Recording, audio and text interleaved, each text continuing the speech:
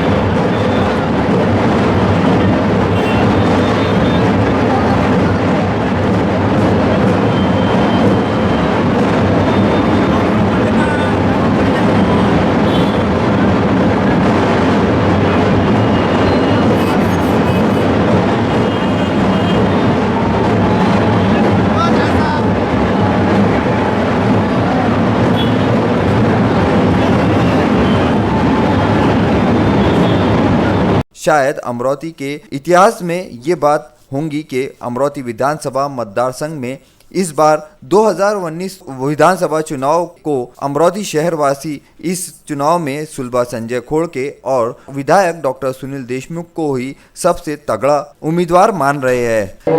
आघाडी जो पक्ष झालेला आहे त्यांचे जे पदाधिकारी कार्यकर्ते उपस्थित आहेत त्यांना मी राष्ट्रवादी काँग्रेस पक्षाचा शहराचा अध्यक्ष म्हणून नम्र विनंती करतो की सुलभाताई खोड़के या काँग्रेस राष्ट्रवादीच्या उमेदवार जरी आहे तरी आपल्या सर्वांचे उमेदवार आहे, आपल्या सर्वांच्या वहिनी आहे आणि आपल्या घरचा उमेदवार म्हणून सगळ्यांनी मन धनाने या उमेदवारासाठी मेहनत करून यांना प्रचंड मताने निवडून आणावं असं मी शहर राष्ट्रवादी काँग्रेसतर्फे सर्व कार्यकर्ते पदाधिकारी मतदारांना नम्र विनंती करतो।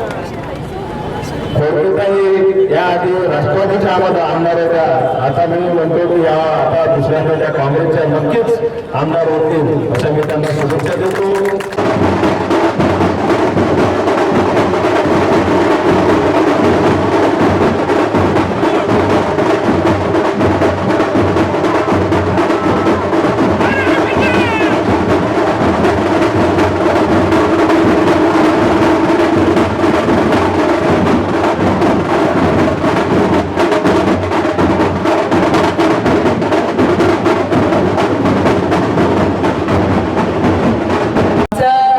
जीव तुटत होता की अमरावती शहर पंजासाठी एवढं पॉझिटिव्ह आहे आणि ह्या ठिकाणी चांगला उमेदवार आपल्याला मिळाला पाहिजे अशी आकांक्षा होती आणि मला असं वाटतं आमच्या मनातली गोष्ट देवानं ऐकली आणि आपल्याला उत्तर दिलेलं आहे। या ठिकाणी उपस्थित सर्व विलास भाऊ, बबलू भाऊ, किशोर भाऊ, सर्व काँग्रेसचे कार्यकर्ते, आमचे काका या ठिकाणी सुलभाताईंना काँग्रेसची आणि काँग्रेस आघाडी मित्र पक्षाची उमेदवारी मिळालेली आहे, तर सर्वात प्रथम त्यांचं मी या ठिकाणी अभिनंदन करते।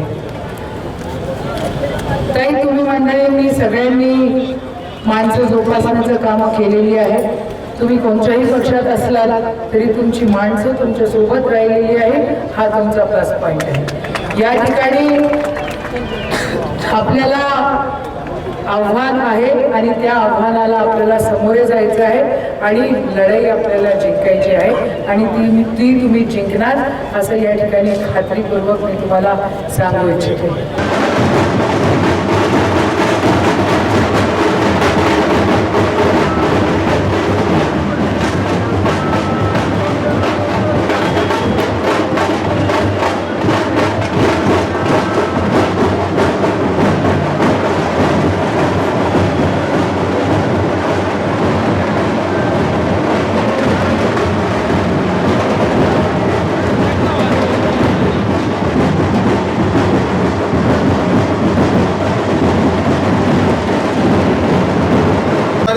हे सगळे बाजूला ठेवून आपण सुलभाताई खोड़के यांना ताकदीनं आपण या अमरावती विधानसभा मतदारसंघातून येणाऱ्या 24 तारखेला या अमरावती शहराच्या आमदार आदरणीय सुलभाताई खोड़के राहणार आहे हे मी 100% गवाही देतो।